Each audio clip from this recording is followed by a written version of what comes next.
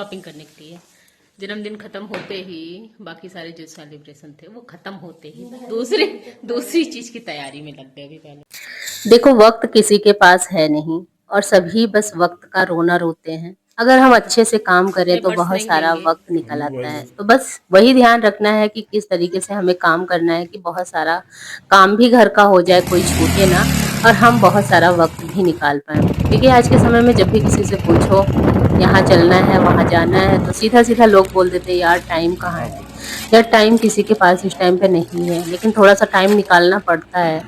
अभी देखो सुबह जैसा मेरा डेली का रूटीन होता है, मैंने अपना सारा रूटीन फॉलो किया। सुबह थोड़ा सा जल्दी उठी। सबसे अच्छी बात होती है एक गृहिणी के लिए, वो अगर समय से उठ जाती है, घर के काम उसके हो जाते हैं, तो उसके पास वक्त ही वक्त बचता है। तो थोड़े से अपने लाइफ स्टाइल में चेंजेस लाइए, बहुत सारा टाइम मिलेगा। अब ऐसा नहीं कि आप 2 बजे जो है खा के उठ रहे हैं, चलिए कल हम 9 बजे जो है उठ रहे हैं तो फिर काम करेंगे, काम करने के बाद 2 बजे तक तो आप लोगों का खाना हो रहा है, खाना होने के बाद टाइम बचा कहाँ। अगर आप यही 5 बजे उठ रहे हैं, 4 बजे उठ रहे हैं तो आप आराम से अपने घर का जो काम है वो भी सुबह-सुबह सूरज निकलने से पहले कर पाएँगे, और अपना योगा, एक्सरसाइज, पानी, खाना सब कुछ हो जाएगा। उसके बाद फिर 9 बजे 10 बजे तक आप एकदम फ्री हो जाएँगे। ऐसा लगेगा घर में कोई काम ही नहीं है। उस टाइम पे आप कहीं भी आ जा सकेंगे। जैसा कि मेरा सारा काम हो गया था, मैं 9:30 बजे नहीं, पौने 10 बजे निकली थी और हम लोग गए थे मार्केट। मार्केट से लेकर आए स्वेटर और कुछ वूलन जो जैकेट्स वगैरह हैं वो लेकर आए, क्योंकि हमें कहीं की तैयारियां करनी है। हम लोग जाएंगे ठंडे एरिया में। हाँ, बहुत एक्साइटेड हैं।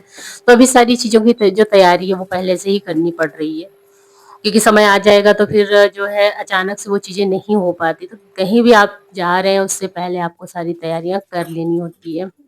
तो वहां से जब लौट रही थी ना, तो हमारे शास्त्री ब्रिज को जैसे ही क्रॉस करो, मतलब जैसे ही आ जाओ इधर इस पार, तो क्या होता है कि बहुत सारी चीजें मिलेंगी आपको। जैसे जो मार्केट में कम दिखेंगी वो चीजें वहां पे दिखेंगी। जैसे स्वीट कॉर्न, आंवला, चना साग, और वो जो होता है एक और साग होता है क्या, बथुए का, और सनई का जो साग होता है। तो ये सारी चीज़ें वहाँ पे आपको मिल जाएँगी। तो वहाँ से मैं लेकर आई 2.5 किलो आंवला, और ये आंवला मुझे मिला 40 रुपए केजी। अभी कुछ टाइम पहले गई थी ना तो 60 रुपए केजी बता रहे थे, तो फिर हमने कहा चलो और सस्ता हो जाए फिर लेते हैं। तो हम औरतों को 2-3 चीज़ों का ध्यान रखना होता है। पहली चीज़ तो अपने घर को कैसे सँभालना है, कितना वक़्त बचाना है। उसके बाद ये भी ध्यान रखना होता है कि अगर हम 60 रुपए किलो में अचार बना रहे हैं, अभी इस टाइम पे सस्ता हो रहा है तो 40 में भी बन जाएगा, तो 40 वाला ही क्यों ना बनाए। तो ये सारी चीज़ें ध्यान में रखनी होती हैं, और ये एक कुशल गृहिणी ही कर पाएगी। अब आप गए मार्केट, आपको मिल रहा है 100 रुपए किलो, 60 रुपए किलो, हाँ चलो ले लो, 10 दिन बाद क्या है इंतजार करना। तो ये गलत तरीका है। थोड़ा सा वेट करो, जैसे ही सीजन आएगा बहुत सारा सामान आपको मिलने लगेगा। कुछ लोग क्या करते हैं, जब अमरूद बहुत महंगा होता है तो बहुत शौक चढ़ती है खाने को। जब थोड़ा सा ज्यादा सस्ता होने लगता है यार अमरूद ही तो है। तो ये नहीं होनी चाहिए। सीजन की जो सब्जियां होती, सीजन का जो फल होता है, वो सारी चीजें हमारे लिए बहुत ज्यादा फायदेमंद होती हैं। विदाउट सीजन जब हम उसे लाते हैं तो ना ही टेस्ट होता है, और महंगी महंगी दोगुनी तिगनी दाम पे करनी पड़ती है। तो काहे खाएं। तो आपको अगर एक कुशल गृहिणी बनना है तो इन सारी बातों पर ध्यान रखना होगा। तो अभी देखो ये नेक्स्ट की वीडियो में मैं क्या ही बताऊं आप लोगों को। अभी मैं बताऊंगी। अभी सबसे पहले तो यहाँ पे पार्सल आ गया और मैं तैयार भी हूँ। कहाँ जाने के लिए तैयार हूँ वो भी दिखाऊंगी। तो ये ब्लैक कलर की साड़ी है। रेंज तो ज्यादा है लेकिन उस हिसाब से बहुत अच्छी नहीं लग रही है। मैंने सोचा कि अच्छी लगेगी। तो ये फुल वर्क है, ये प्रिंट नहीं है। इसमें धागे की कढ़ाई हुई है पूरी। तो मैंने सोचा तो बहुत अच्छी लगेगी, पार्टी वेयर साड़ी है। हाँ ये है कि रात में अच्छी लगेगी। अगर हम इसे फुल हाईनेक के साथ, ब्लैक हाईनेक के साथ पहनते हैं तो बहुत ही खूबसूरत लगेगी। आज मैं इसका ना ट्राई ऑन करूंगी, क्योंकि मुझे जाना है अपने भाई के बर्थडे पे। नेक्स्ट ब्लॉग आएगा तो मैं दिखाऊंगी ये साड़ी कैसी लगी। तो निकल पड़ी मैं ना दूसरे दिन फिर से उसी मार्केट में जहाँ पे मैं कल गई थी, जिसका ब्लॉग मैंने शेयर किया था। भाई मैं क्या ही बताऊं, मतलब फिर से गई, मुझे एक चीज रिटर्न करना था, रिटर्न करके मैं सीधा आ गई। और यहाँ पतिदेव से थोड़ा सा बहसबाजी चल रही थी मस्ती मस्ती में। वो कह रहे थे मायके ना जाओ, मैं बोल रही थी वो गाना याद आ गया मुझे, मैं मैके चली जाऊंगी तुम देखते रहियो। तो देखो मैं कल भी भागम दौड़ में थी, परसों भी भागम दौड़ थी, आज भी भागम दौड़ है। ऐसे में अगर मान लो कि ना जाए तो किसी को अच्छा नहीं लगता। तो अभी मैं बिल्कुल रेडी हूँ और मुझे जाना है भाई भाभी की एनिवर्सरी में। मैं जस्ट अभी आई, फटाफट से घर में पानी वानी पिया, उसके बाद पतिदेव लेटने जा रहे, मैंने कहा नहीं आप तुरंत चलिए, हम लोग होकर आते हैं। तो थोड़ा थोड़ा आप लोग भी वक्त निकालें, किसी को निराश ना करें, क्योंकि 4 दिन की जिंदगी है, बढ़िया से एकदम हंसी खुशी रहिए। और थोड़ा सा वक्त आप किसी के लिए निकाल रहे हैं तो वो बदले में आपके लिए 2 गुना वक्त निकालेगा। किसी को हम कुछ दान देते हैं तो न जाने कहाँ से वो हमारे पास 2 गुना करके वापस आता है, आपने सुना होगा। तो अच्छी नियत रखिए, और वक्त कम है तो वक्त देना थोड़ा सीख लीजिए, क्योंकि आज के समय में बिल्कुल वक्त किसी के पास नहीं है। अगर समय से आप काम करते हैं तो मैं गारंटी करती हूँ कि मतलब हर गृहिणी के पास बहुत ज्यादा वक्त मिलेगा। आप फुल टाइम अपने घर को भी दे पाएंगे, साफ सफाई को भी कर पाएंगे, अपने काम को भी कर पाएंगे और कहीं जा भी पाएंगे। मेरी सेहत थोड़ी सी कम ठीक रहती है, लेकिन फिर भी मैं कोशिश करती हूँ कि उन सारी चीजों को कर पाऊँ, उन सारी जगह पे पहुंच पाऊँ।